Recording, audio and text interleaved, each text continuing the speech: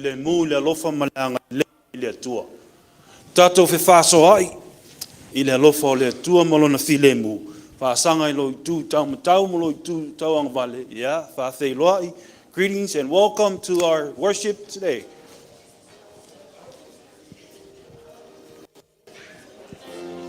Yeah.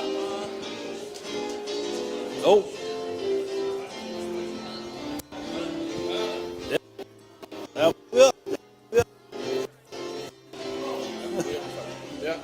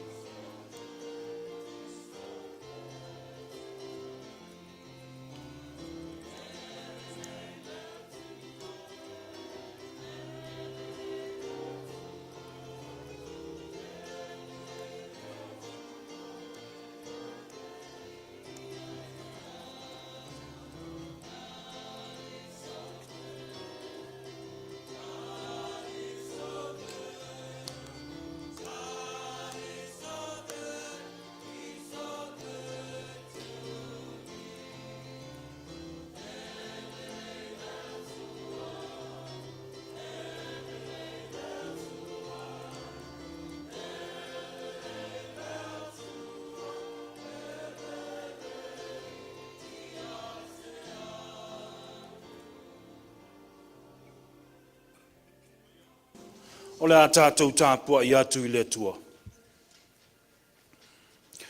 O te whaafetai le ali I aso umalava e le au noa. Ona vi inga I lo ngutu.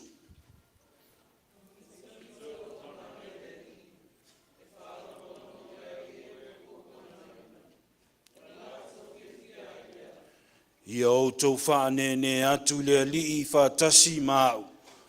Ma ia tātou vivi whaatasi I lona suafa.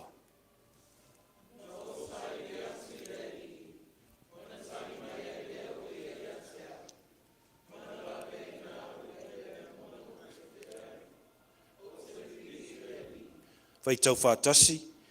I will bless the Lord at all times. His praises shall continually be in my mouth.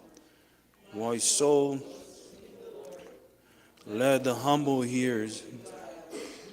Oh, magnify the Lord with me, and let us name together for Tatu Tatalo Fatasi. Our hearts once again have been captured by your personal love, which has taken to fruition, Lord Almighty God. Singing praises, we are blessed. We are tremendously blessed. Holy Spirit, our soul provided. Our hearts open to. We praise and magnify your name. The two of our taspa iae. Utapua.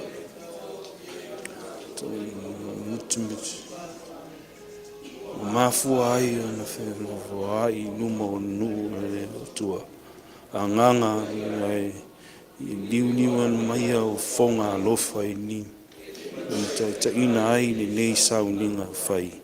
Ye tele na wa so vi inga. Ai maua ai so tatou manuia fa o fina nani lama. Ono Yesu Kiriso tatou fa mo mo. Ua mala au fa talo toi.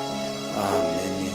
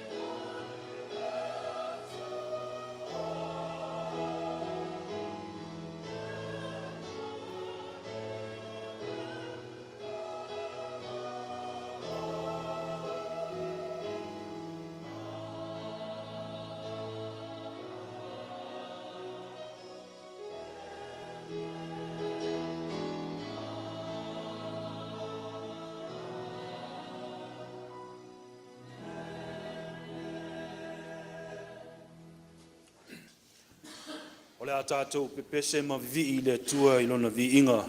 Fitus fulu malitasi. Fitus fulu malitasi le pese o le a tātou pepese ai.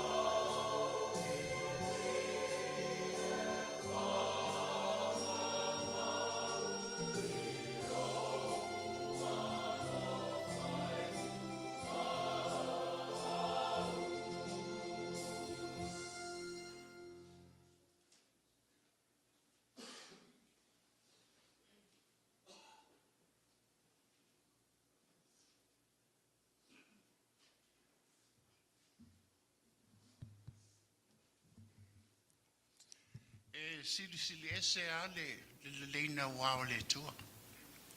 Fa mai nisi la poto. Fa mai la vai e maua so se mea. O le talilungu. Ono le ea. Bo mafai una fa liuina le vai. Ai a o la Jamie te na mia ile vai. E te anga i le lau le ele lo fa to ai le vai. tafe ai le vai. O ina e te usu vai e. Nei vai tau.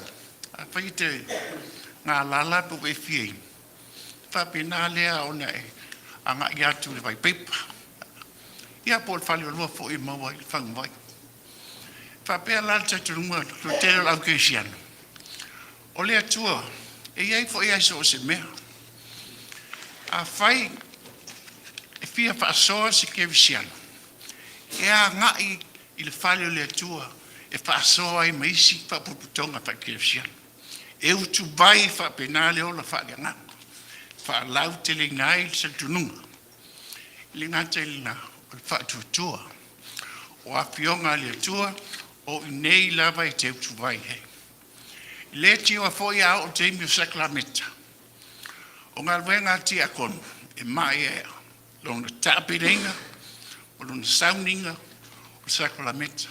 O na whapea lea o na whapa ia, e lau whai ngā wenga pa ia lea tua. Na tupa atu lea. E o lava i e o loo, au maui a inga o no tūlanga o mai o tino. Pe o loo pa ata o tulia po i whadmai. E iai lava le atua i so se mea. I le sua atua sunga topi, le chaplain i Fuimaono, ia whapea le mamalo o le awhangarenga le atua. Te whono ma le laua whono. Tatu e kalesia atoa, i ona la lai fia. Te o fofolo whātiu, whātalo whātiu o tatu o malo. Ua maua le awanoa e asi mai. Le whaingo fia lo tanu mai nei, a o lo malai lava nei whaafitai wa maua le hawhanoa tātou te tāpua i ei. Le nei vai tāwe le o whaingo fie. Le o tātou whaatasi ei mo tātou mātua whaaleanga. O so se teimi ai, tua ingalwe. I le whaingo fie o tātou mātua. Langa o whea lava e angai ei ma ohoi. O le loto ma le mawhau te auto ai ngi. Awa tūlai. Ono tūlanga. Ma luenga whati a kono, pai se mori mau se fua maloloino le tātou e kalesia. Le nei la tai au, maua le hapanua e whaasoa ai, man te mātua ina, e me se paitua tina. I tō ina i a Torres, ma le whanau, nisi o whanau. Moli mau te mā, nei whaalvaiaso, ia, sa mafuta ai tūlanga, whaapulenga i maliu, pala au pa ia le atua i se tasi o ti a kono. Na umala le anga i San Francisco. O le isi fo i maliu, ka alofa. O tau ainga, wha amese le atua. O loo mo moli te le mai o na lofa anga. Le nei fo i tai au, to telo tatou i ka le sia, e leo ma au mai. O loo malanga ati fafu. Tua no alava i tūlanga pala ainga, mga luenga, ia meisi tūlanga i le maalupia. O roa momoli te le mai, le alofa po i o tina ia ave pe na sial, i tātou te maal te teifono, o roa manuia tina msalo tai au, to i tātou whiloa i ai, to i maliu mai, nese, i tātou ai loto. Na sia fo i le sunga li ti akon tai, ia roa malanga te fo i fafu. Salo se ana o fis fo i tūlanga, tau ainga. Lo momoli mai po i lo whaanga. E o fo i whailo tusi. Ia mal whanau. I whapena lava o no tūlanga lava tau ainga. I whala awa liu ma leoti. O lo momoli mai po i lo whaanga. E whaisi na umi o lisin le. E o fo i a te mai a tia ingo lo whawhenga e mga luenga tia kono. Ia ulo aso le o tātou mafuta. A le mawale avanua e whasoa i lisa e o lo whatele mai. Whapena foi, te akone e pali, ia lo sen eko, o tūlanga lava tau ainga. Pātasi mai le tua e whangatau le nei vai tau, lango maliu ma leoti. Ia whapea foi, te akone ia te roma misat fua, ia o tūlanga nei vai tau asa whawhitai, whaatasinga o ainga e whaamomua. Alo momori mai foi o no lo whaanga. O lea, e ui antonga ngāo tātou e kalesia li nei. Aso sa pati nei tai au. Alo mawalunga le alo whao le tua. Lo manuia le so telo au matua malau sin sin. Ia a fasilisilia i o tātou whanau. O lo manuia uma. Le nei tau, o sunga tofi, ia manuia. Eu po la mana veina, fatasi mai le tua. Manuia tele o tātou ai lotu, whaftai.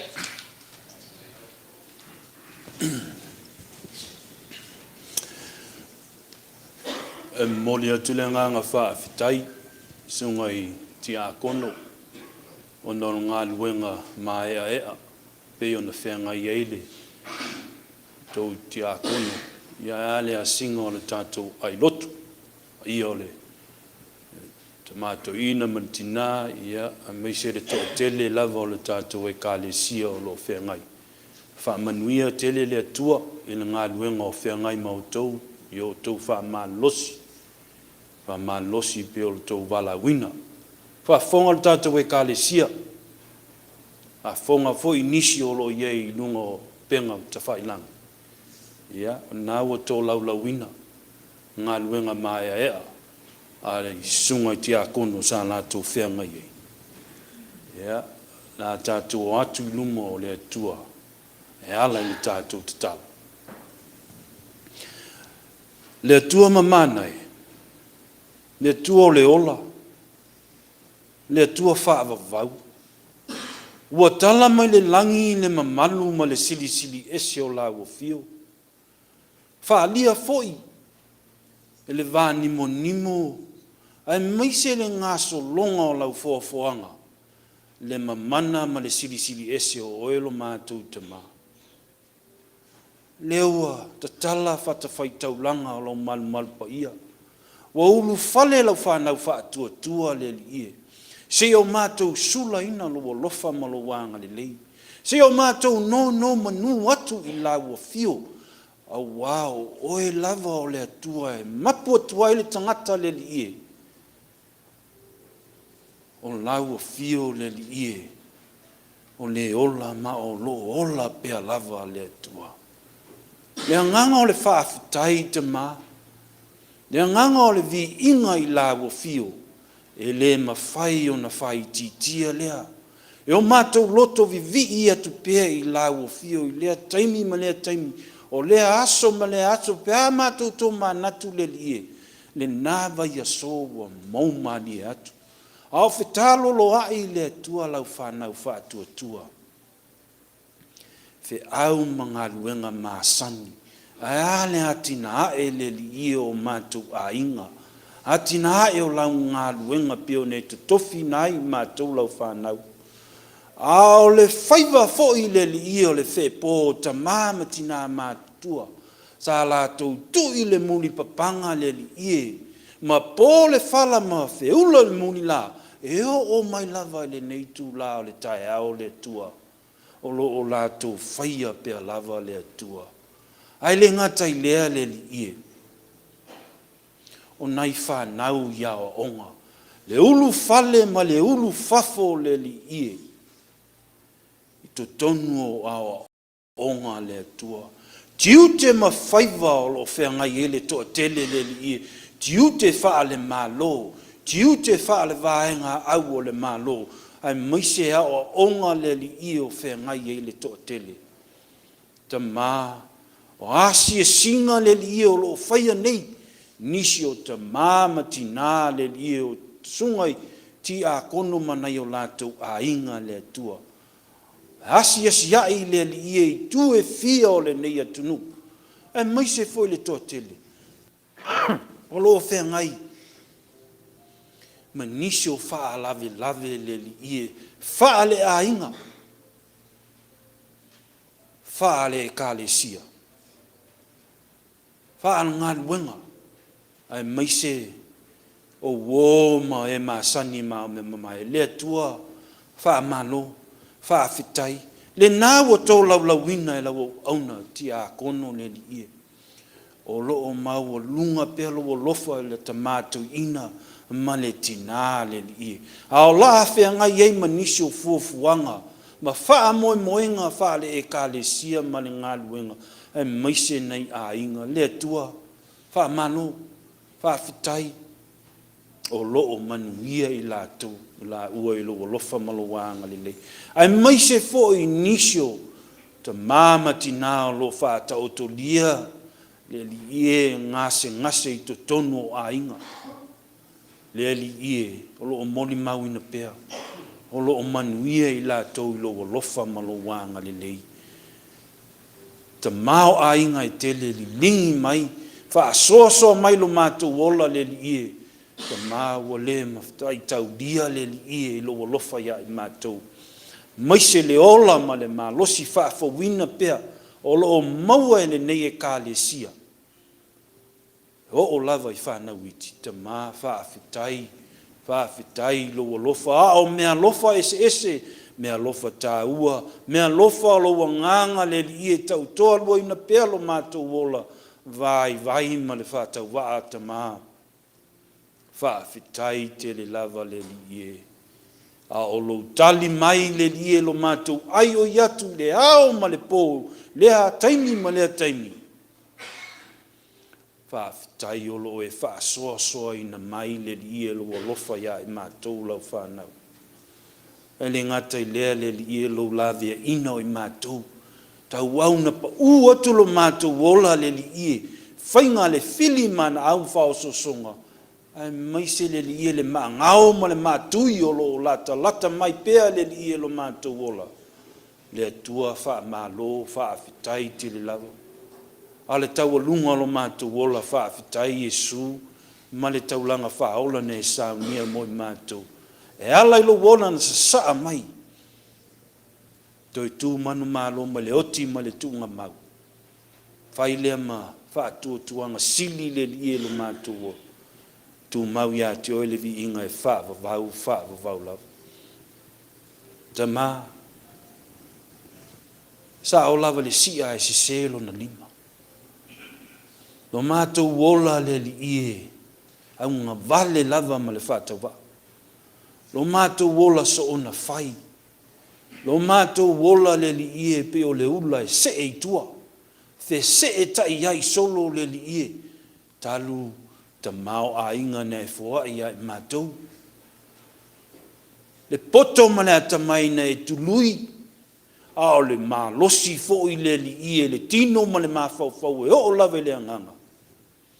Mewa mātou tau lima ina le li ie. O whai lea ma pāpupui o lo mātou wola tau tua i la o fio, wha silisili ina le tamau a inga. Ma le tele lava le li ie lo mātou wola, fe toso ina solo wha pautolo e loi le li ie. Te mātou anga sala lava i onuma. Tele le tua o mātou si se ma leu. Wanga sala ne ne ka le sia. A mata mai maunga te tele se ia o lava i maunga iti. Wanga sala i mātou uma. Le li ie mātou tari tonu lau lofa e tele vave. Ai tele ngese lau to sa ia i mātou. Mātou tari tonu lau wola wha maa ngalo. Mātou tari tonu le ia lau lofa tu noa. E maa ngalo ai mātou. Se lofa le li ie. Wha maa ngalo mai le i fonga lau whanau nei. Maa ngalo lau e ka le sia. Ta mātou ina ma le tina. Ta māma tina mātutua.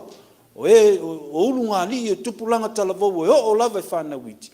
Ia maa ngalo umai mātou le li ie. I le alofa tu noa oe ma le taulanga ne sauni. Ia mai se loto fau ia i mātou. Mai le loto salamo. Mai le loto wha maa ngalo le li ie. Mai le loto fe tausia.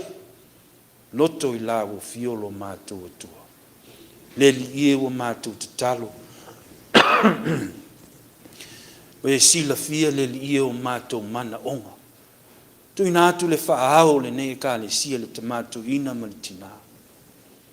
Mātou leo o whai tāpua inga whātasi. A mātou tari tonu.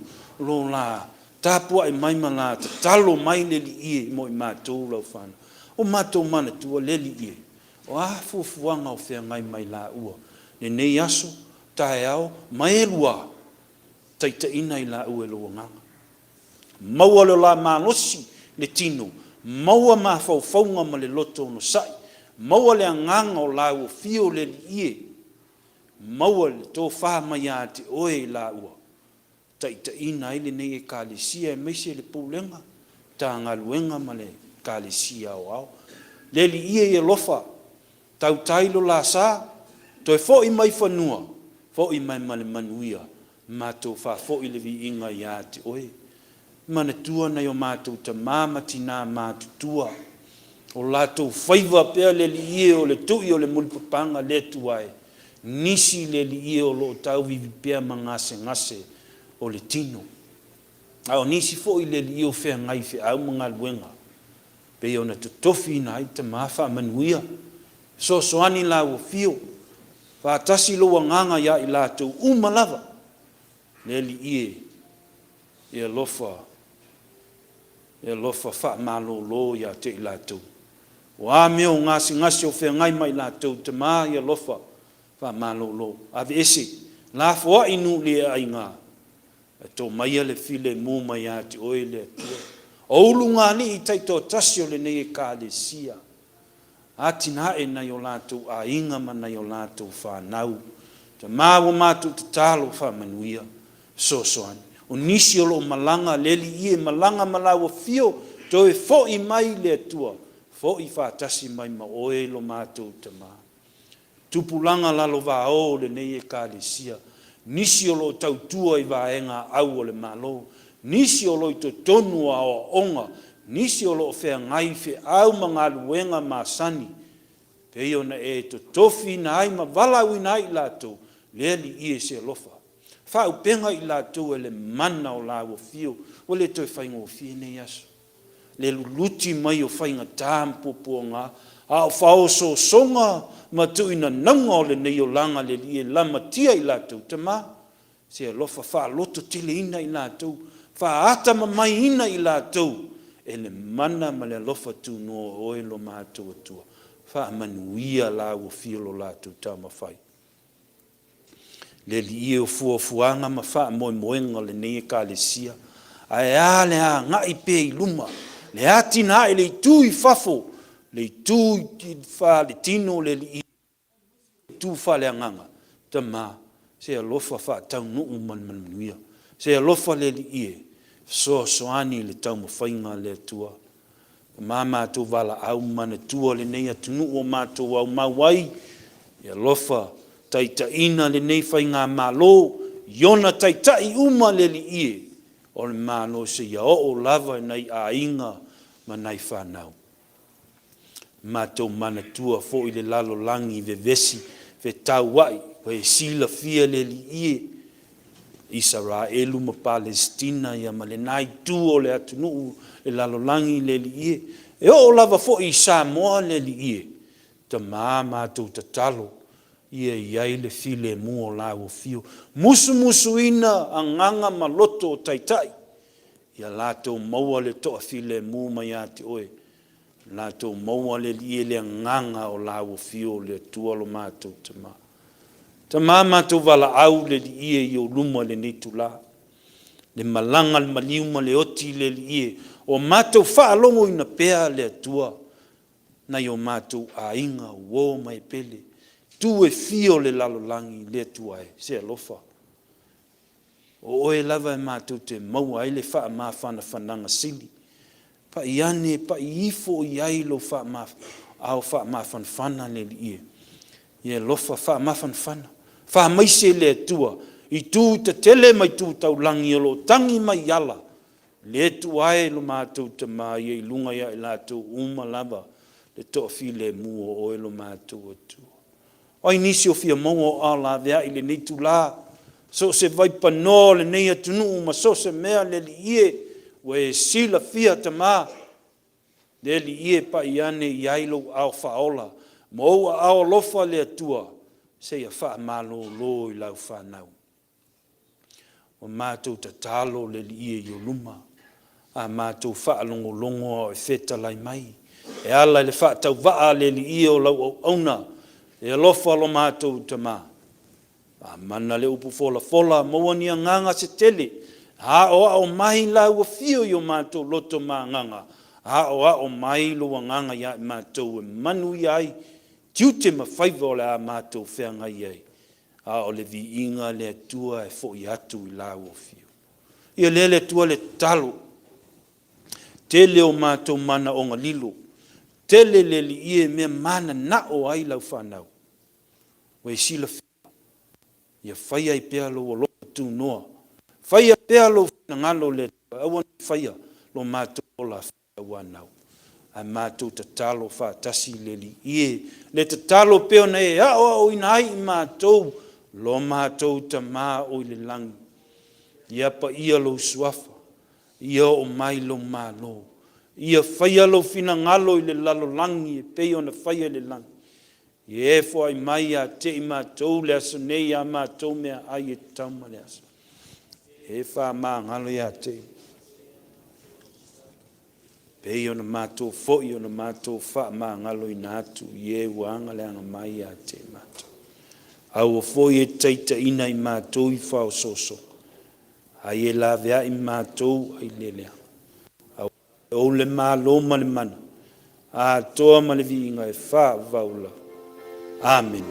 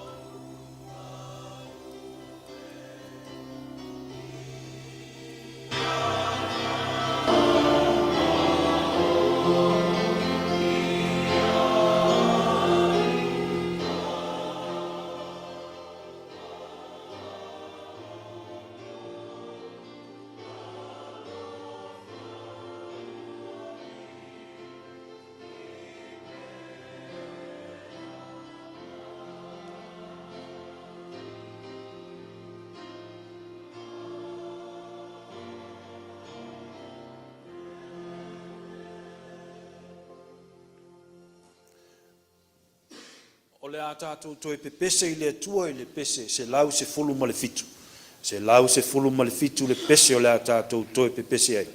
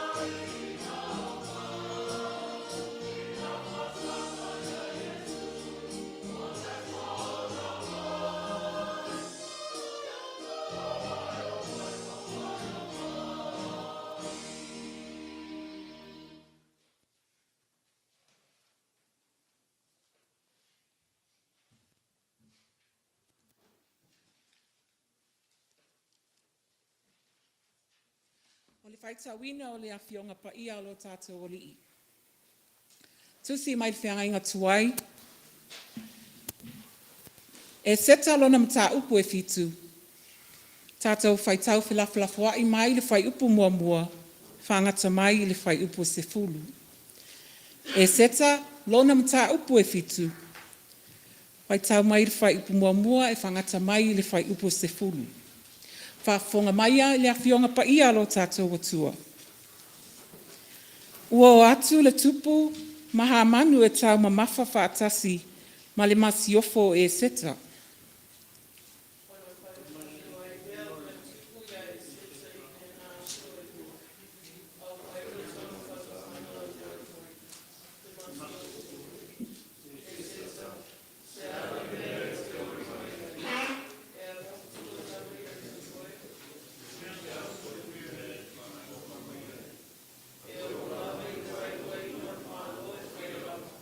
E seta lona mta upu e fitu, whai upu mua mua e whaangata mai le se fulu. O na tali mai lea o le masiofo e seta. Wa whaapea mai, le tūpue, a whai walo whaina aue oe. A whai foi le lei i le tupu, se i e whaaola mai i a te au i lou o le atu. I a whaaola foi lou nuu i lou whaatunga atu.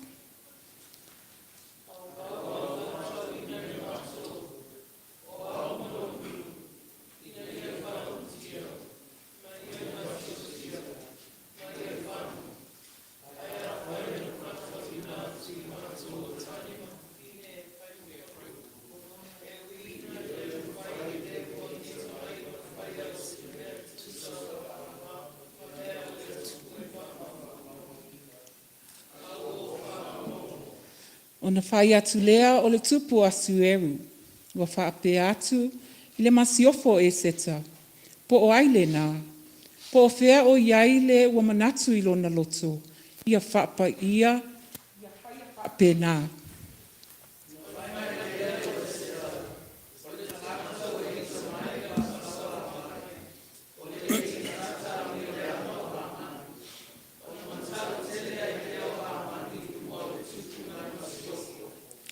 O na tūla i lea o le tupu nai le taumawhtanga o le waina ua ita.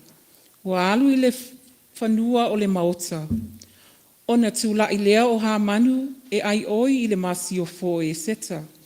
Ia whaaola ina o ia. Awa ua i loa ua tonu i le tupu e whaao o ia te ia se leanga.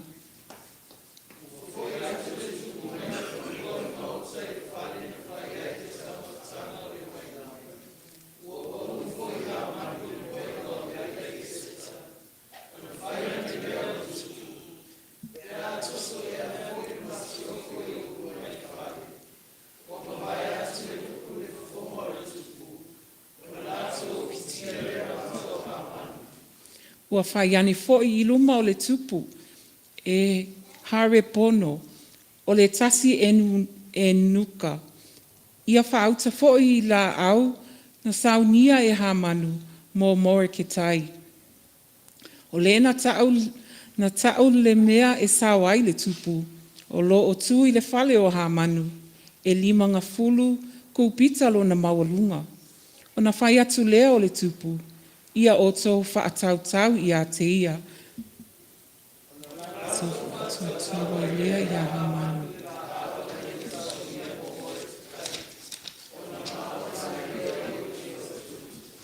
So the king and Haman went into feast with Queen Esther.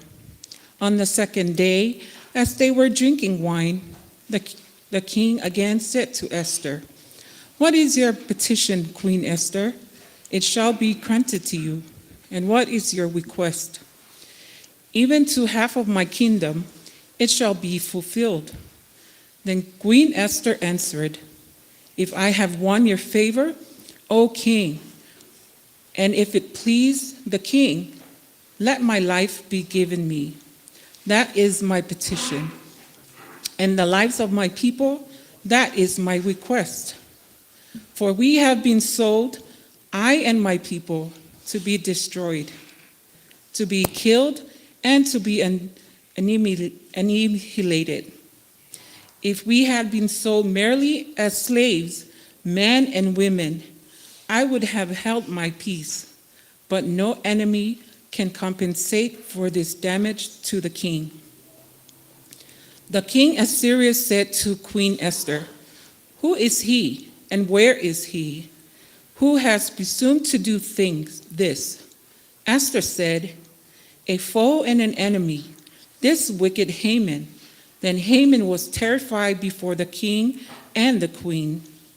The king rose from the feast in wrath and went into the palace garden. But Haman stayed to beg his life from Queen Esther, for he saw that the king had determined to destroy him. When the king returned from the palace garden to the banquet hall, Haman had thrown himself on the couch where Esther was reclining. And the king said, "Will he even violate the queen in my presence, in my own house?" As the words left the mouth of the king, they covered Haman's face. Then Harbona, one of the eunuchs in attendance on the king, said, "Look, the very pole that Haman has prepared for Mordecai, whose word saved the king, stands at Haman's house 50 cubits high." And the king said, hang him on that." So they hung Haman on the pole that he had prepared for Mordecai. Then the anger of the king abated.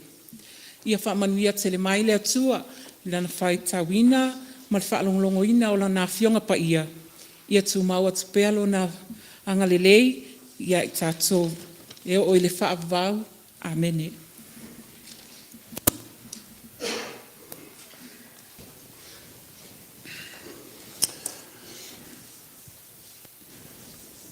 O le la unga e le spafol te ma le alo ma le anga pa ia. Tusi le sa tātou whaanongolongo iai. Tusi o te inga tuai. Tusi o e seta. I hope you keep your scripture open and follow through. E seta nam ta upu e fitu. Le whai upu e wha. Our text for us this morning, our message, it comes to us from the book that we just read, but verse 4, partial of that verse, top of it says, "My people and I have been sold to be destroyed. We've been sold to be killed and wiped out." A wā wa whāta wina I mātou. O au malo nuu ina ia wha umatia, ma ia whasiotia, ma ia whanu. Let me read one more time. My people and I have been sold to be destroyed. We've been sold to be killed and wiped out. Talie taile. Tala noa mai o le tupu. Fesili tupu. Le alimet na o ie seta. What do you want, Esther? I can give you three of all of this, half of my kingdom. I can give you everything that whatever you request, I can give it to you. What do you want? Le alimet na o ie seta. Ta tonu wa masani le tala. Ta tonu o tau faitaki ai seta. Hopefully you have some time in your life to read this book. Because it's very important.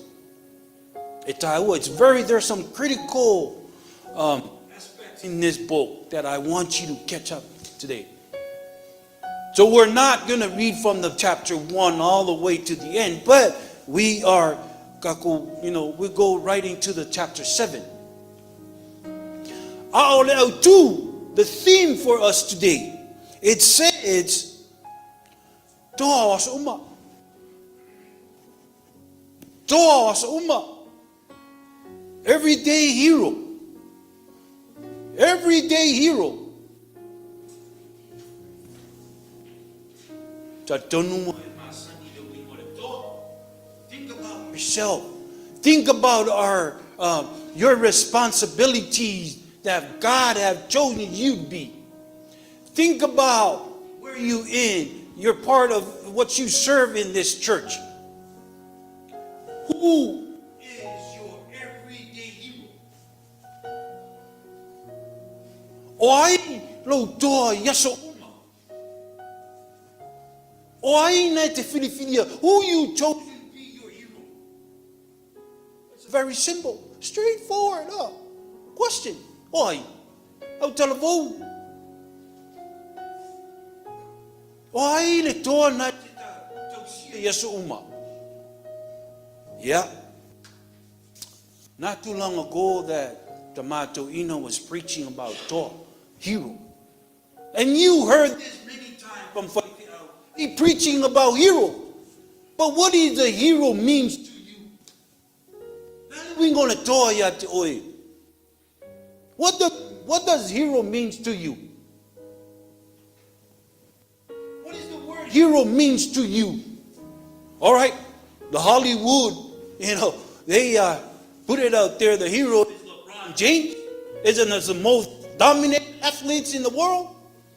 Michael Jordan. Is that a hero? Is that a hero? Tamata, or is it an actor and an actress in Hollywood like who? Michael Douglas? The Rock? Is that a hero? Maybe, yeah. Maybe, yeah. Pero si toa na ye ni tato.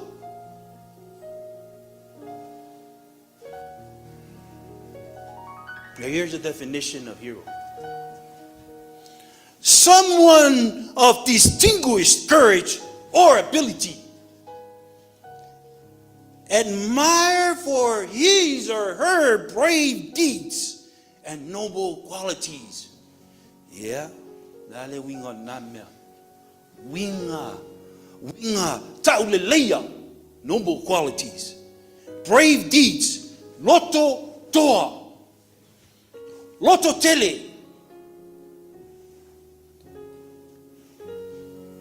Does LeBron James, does that apply, heroes apply to him because of his athleticism?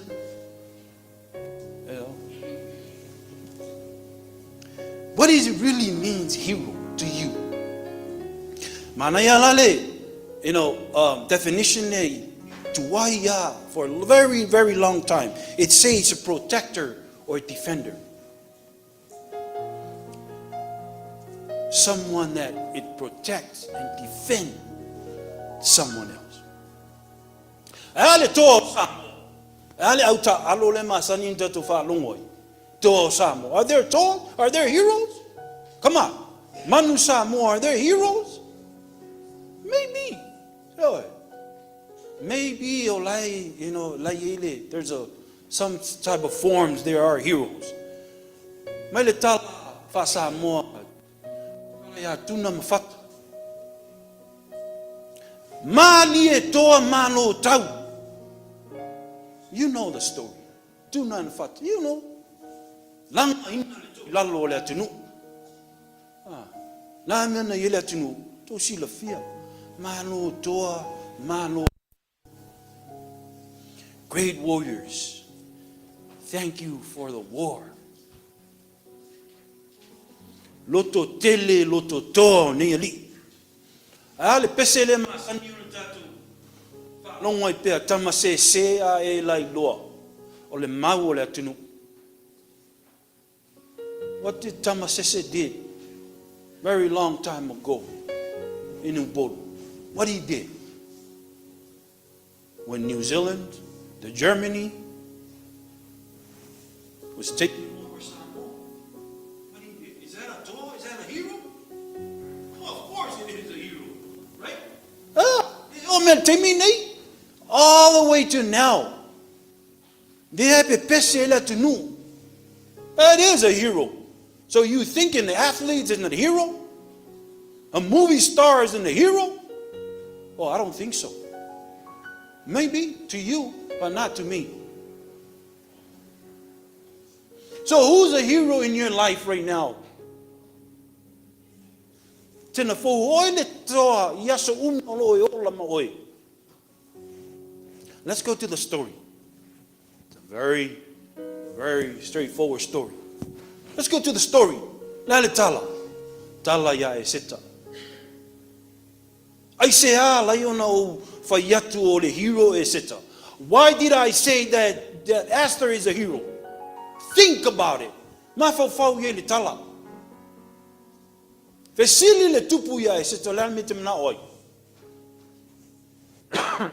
E o mele mata upu fitu. Mata upu fitu le sa tātou whaitawina. Wa sui a toa le tala. E seta mo te kai tangata na ave polongaina, ave papelonia, Nebukadnesa, lea mai e le tupu asuelu. Au e seta, she was not a queen by that time. How she became a queen? Do you know the story? How she became a queen? Fafefea ona avea e seta masiofo le tupu. E lea wana na uia. A wana na whai e motikai. Ia e seta ua te tau atua le tupu o oe o sa yuta. Don't tell them. Don't say anything your background. Leave your background silent. Ua ta ua iai. A wala le atua. A wala le atua. Ina ia o mai le wha o le tanga. I lona nuu ma ona tangata. O mai la mata upu fitu lea. Ya. Whai le tau mawhtanga. There was a feast that Esther was prepared for 3 people. The king and Haman. Tolu wa tangata na ye tono ole tau mawhtanga lea. Ole tupu. A manu. Ya mai seta. Alu tau mawhtanga. Vesili di tupu. E seta. La le mete mana o ai. Tali lola e seta. And this is the reason why she's a hero. Puleala oi. It's up to you. Ole tangata toa. Tolu lava. Maenga ia lau tau atua. I'm going to talk about it. 3 reasons why Esther is the hero in this story. Nobody else but Esther. 1. Momua.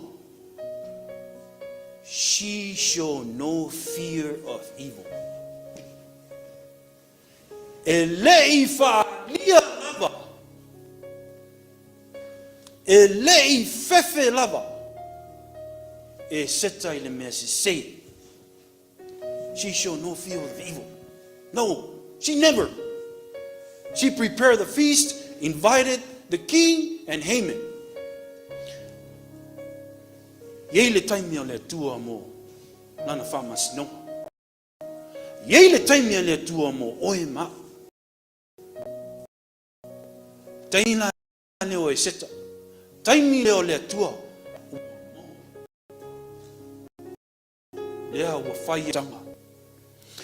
Esther, she never see pretty as a queen.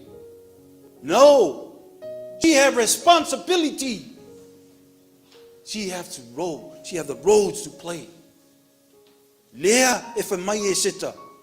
When she say in our matua for today, a wa fata wina I matou. A wa ma malonu. Ina ia fa uma tiam fasio tiam ia fanu. She have to save something. She have to save her people. Nai loa le e seta. Nai loa le e seta lon taimi. Ma le taimi o le tua. A mai e le tua le taimi pan noa. Ina ia ta'u atua le mea o lo manao ai. She showed no fear. Le fefe, o le fefe, ta ule mea sao. Ele fefe le tangata e tau atu. Ile tupu le mea le o yai. So she bravely planned this meeting and she told the king what she wanted. Show no fear to evil. Show no fear. That's the first one. The second reason is spare no favor. Spare no favor to evil. I wanted to have a noise in Mississippi. I wanted to have a noise in Mississippi. I say, Lenga e ofi mai ai. E ofi mai ai le tia Apollo. E ofi mai ai time pupuanga. Because you give them the chance. You give them favor.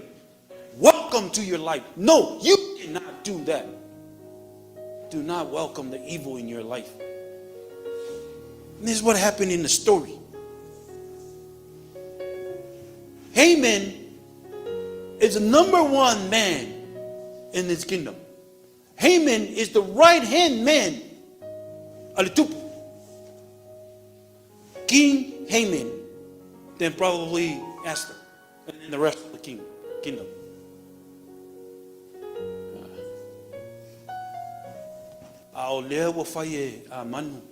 What did the story say? Fau e manu le la au. Fau e manu. Me o le oti ya motikai.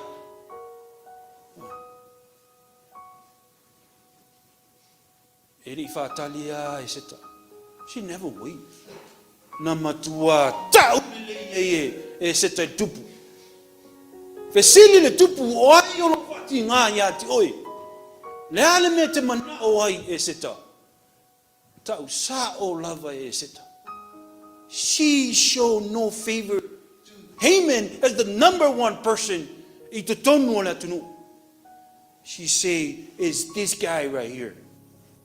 Is wicked Haman who was trying to destroy my people. Tau sao, she showed no favor. Show no favor to evil. Awal tatou te tu leva noa I miss say. Maneti Apollo. Nanga I ofi mai I whaingata ma pupua ngā ia I tatou. Fau e a manu le la awe tautau wai. Eita olo I te tonu ia manu.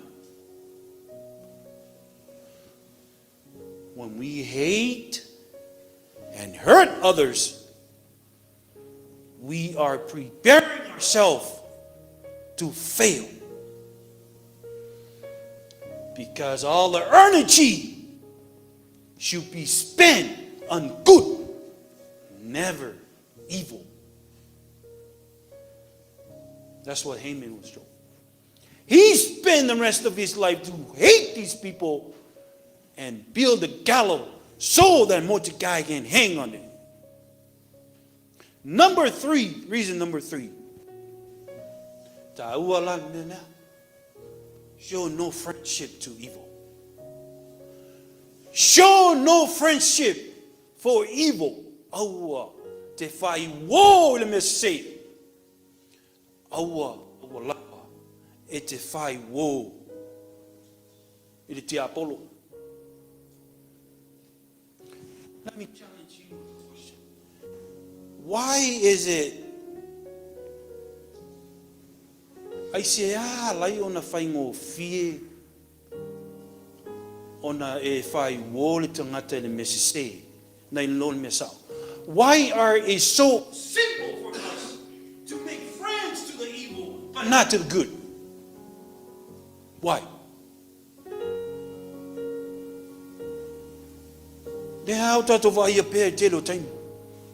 You answer that question to yourself. But let me help you out. Ali tono le tala. Le tono tala fai po fitu o liva. Even the eunuch named Harabono, he even say that Haman built that gallows for Mordecai.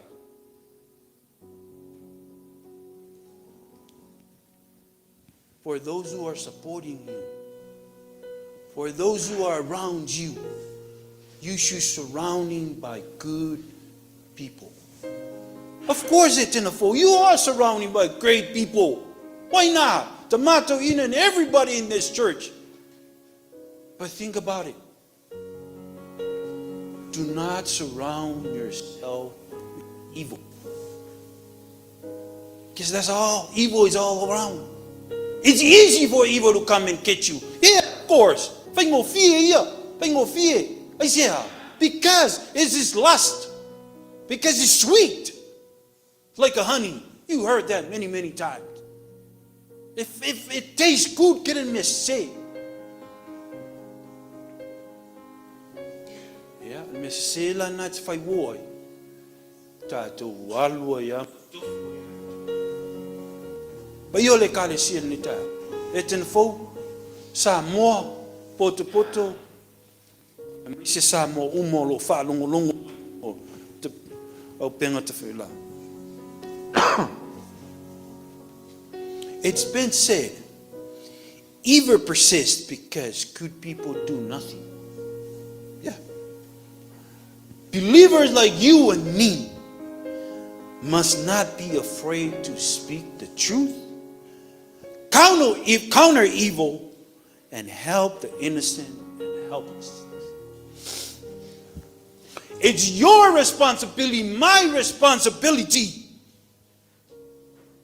to stay away from evil.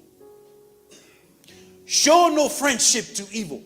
Show no mercy to evil. Show no favor to evil. Show only good. Yeah. So why is Esther a hero? This is an everyday hero. Why? I say, yeah, I already talked about it. Share with you. Le toa na tauna e vava ai e Samoa. Le toa na mau. Yeah, le linga le, it's genealogy of Jesus Christ. Esther is one of them. It's inside that genealogy. Pa e lava ya kiriso. Le toa silisili le na, le toa manu le na tala le. Leo vala wina I taua. Toa na mo oe mau. That he came this world, he died for you and me. That's a true hero. So why did I say Esther is a true hero? She showed no favor to evil. Showed no friendship for evil. And also, she's never said yes to evil. Lewa mataona se atulu tatou sa folau. Pa io le kalesia. Fai unga le nei tausanga. A matanga fo le tausanga fo lo fa o yoli mai. Tele ngal wenga lo vala wina I tatou. Tele ngal wenga lo fa tani mai. Mo oe ma. O ai le toa lo taitaina oe. O ai le toa lo taitaina wola. O ai le toa lo taitaina lo ainga. Who's the hero in your life? And who's the hero in your family? Who's that hero? Think about it. We'll almost reach the end of this year. And so at the beginning of next year. Who's that hero? Who's that everyday hero in your life? Oi le toa o lo e o lai pea. Famanuia le tua lo tatou whanongolongo ia nafi. Famanuia le tua le paio le kalesia. Famanuia le tua tatou leo whatase ma le tamatou ina manisi. Ma ia te ia pea le vi inga e o le whavau. Amen. Tatou pese le tua le pese se lau luas fulu ma le fitu. Se lau luas fulu ma le fitu le pese le a tatou toi pe pese ai.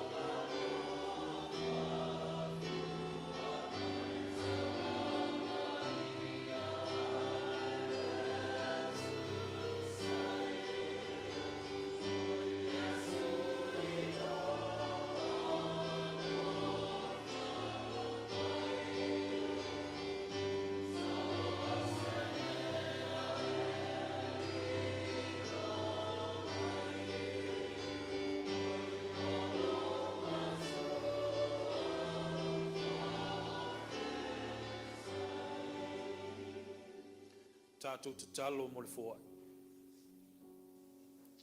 Ia tua mamanae, sila mai au o ngā lofo e le fōa i ma le taulanga lau whanau. Taulanga ia le li ia lau whanau o ofu i natu. Ai ale ngā luenga le nei lalo langu. Le whātusa lia le taulanga tūtasi na e sāu nia mo i mātou. E ala ia Yesu ke riso o mātou te talo, papa ia, manuia. Fōa ia lau whanau molo lātou wola ofo i nātu mo lau o fio. Tau tua ino lau ngālu. Mo alo vi inga le li e whāwawau. Ono soafa Yesu mātou te talo atuai. Amen.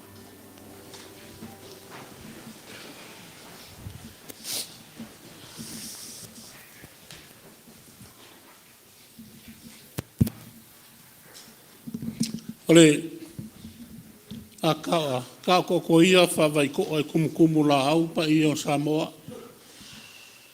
A upu ko mua al kai au, ele leile a kua. Whiro inga oli seu, ko uru muu ma le whau seu. Whapea ngele whau seu, ia a whio maia se i ka whiro i le awa o le alofi whakup. E maia uru muu. Ia wha muli mangi oli. Ai whamua i langi kāu i whasula.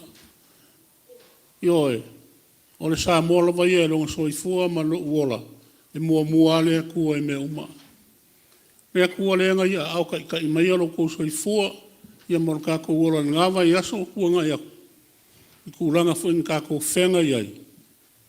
Maka ngō fia me uma o ngō lea kua. Ia o mai ngi kai au, ia leo kou sila mai o wawa ia. Maka ngō fia ngā o lea kua. Ma moli aile vi inga, wha mangumar whawhkai i lea kua. O ngā lofa kai, longa au i loko soifua, maru kako wola. Oi fo inga o kako le ma fuka mo kako ma kua whale ngana sunga, koe inga man whai kua. O ngā kūranga o fo inga peo ngā iai, wha moi pūlenga. Ia e kako kongu pea makakalo e li pui lo la soifua mara laola. Wa fo mea o ia kūranga o whenga iai, o peo soifua kingo. Si kasu skemi ko e kaliu mai kako mafuka, ia e fo i alivi inga i le kua. Ia maalor soifua le kinga fau, maalor soifua, kupu mai o Samoa kako mafuka ni kai au, whawhikai mori vi inga ngā o le kua. Ia e kapu e mea si o li liu whese kala i kako whaila unga ni kai au. O le upu mongi, o upo le kungu e le kausu la wharo ie. Ko mga kua e le kala, e se auso e kua luanga, kua aku le aonga, ngā ku le whaile raki ngā pe, e se lako me ai. Whai mai ki lumo kua alo, o le sefera le pe, e se me ai o iai. Ngā ku le o kama. E mau aku ngā le e lengi, whai mai kama, ngā o le e lengi. Whai mai lumo kua, i o ka kala le e lengi. O ngā ai leo le e lengi, e ku ngi e se rua maha. E ka kala kua kama e lengi. Ngā o le rua ia. Ia, o whai mai kara, a resi kama. O mea ngā wholo mo kua nine ngā ke roe rua ia. Leo whai mai ai ma ka ua ia e ku i e rua. Whai mai kara resi ka mele e hai. Whai mai mo kua ai ma ka ua ia e rua, ai e ku rusua ma ia.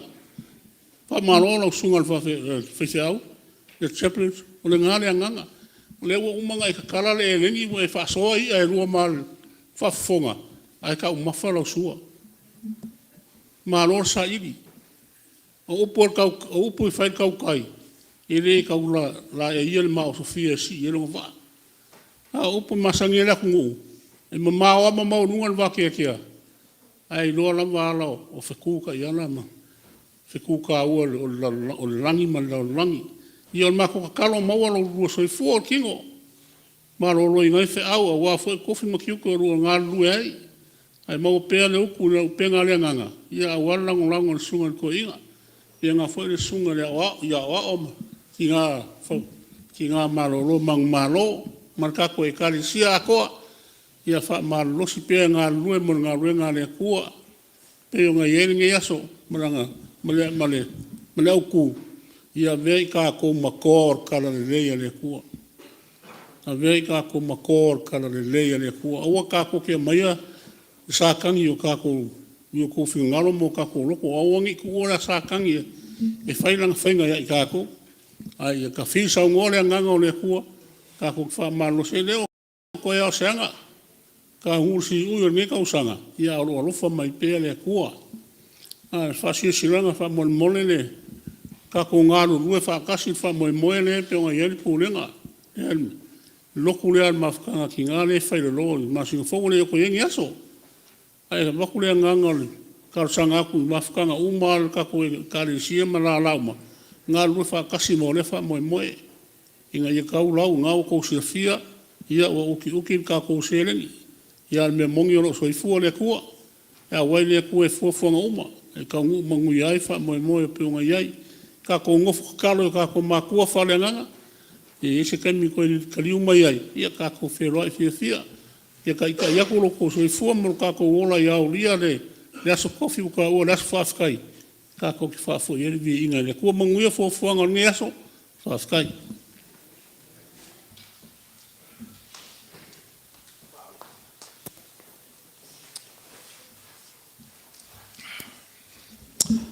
Ia ele toe whaasilia se whamtalanga.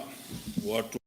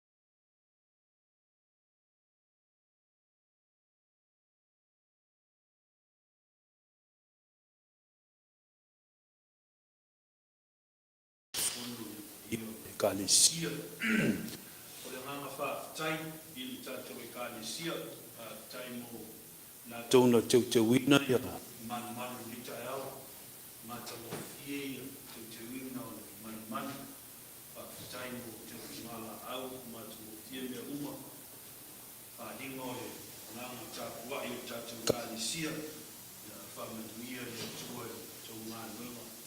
Tia kono lo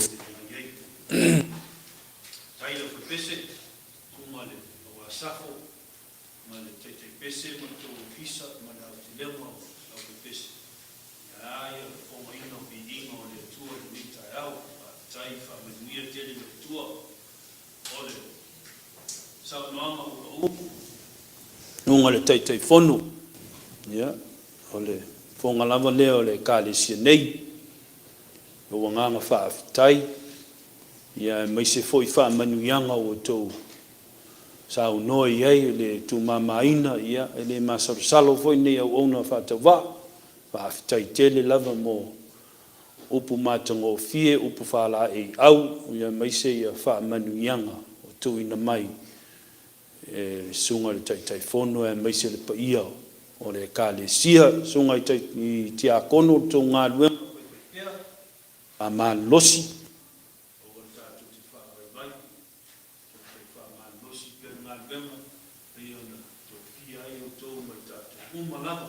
Ayo le kalesia, yona I tue fia, mai se lava fo ia, tupu mai e o le atunu, a inga uo ma me mai o mwhai on tatou ta puai whātasi, mai nā tau fo I o lo I lunga o penga ta whai langi o lo whanongolongo mai tue fia, whaafitai te le lava, e lunga ia te o tau uma lava le manuia, ma le file mua mai lo tatou atua, tapo ia pea le whainga malanga, tau e seo le tamato ina mantina, mai se nisi o le kalesia o lo fe malanga I lei tu ma lei tu.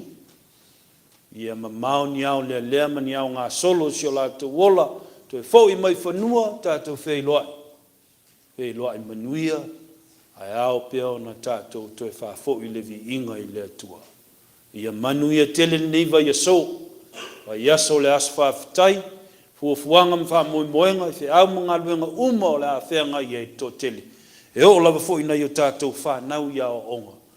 Ia whamanuia, sana whamanuia pea le atua ia te outou. O le a tātou te talo whai. O umana ngā luenga le a toa lau whanau le atua, mātou wha moi lo wanganga ina ia wha a toa ina, so mātou tau mawhai. Maso mātou whātau wā. Ai tū mau mai lunga, o le nei e kalesia, mai mātou uma lava, o lau whanau uma le lalo langi, le alofa o oelo mātou tua. Le alofa sa ili o lo mātou ali whaola Jesu Keriso, ta ina ai la tōma, mātou uma lava le lie, ma mafuta ina I mātou uma, e lou lava nganga pa ia, a matatu nei se ia o le whaavavau lava. Amen.